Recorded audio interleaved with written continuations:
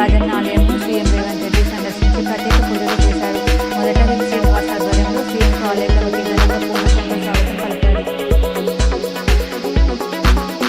ఇస్లాం market committee నూతన పాలకవర్గం ప్రమాణ స్వీకారం చేసింది. ఈ కార్యక్రమానికి జుక్కల్ ఎమ్మెల్యే లక్ష్మీకాంతరావు ముఖ్య అతిథిగా పాల్గొన్నారు. జగిత్యాల జిల్లా ఇబ్రహీంపట్నం బాండలింగాపూర్ వద్ద వాహనాల తనిఖీలు చేస్తున్న పోలీసులకు బైక్పై గంజాయి తరలిస్తున్న ముగ్గురు యువకులను పోలీసులు అరెస్ట్ చేశారు. ఈరోజు వేములవాడలో సీఎం రేవంత్ రెడ్డి యొక్క పర్యటన సందర్భంగా బీఆర్ఎస్ పార్టీ శ్రేణులను ముందస్తుగా పోలీసులు అరెస్ట్ చేశారు.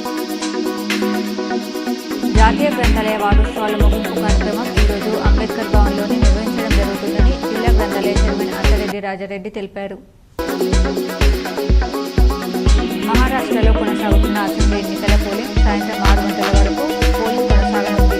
మొత్తం 288 నియోజకవర్గాలకు పోలింగ్ 1,01,86 పోలింగ్ కేంద్రాలు ఏర్పాటు చేశారు.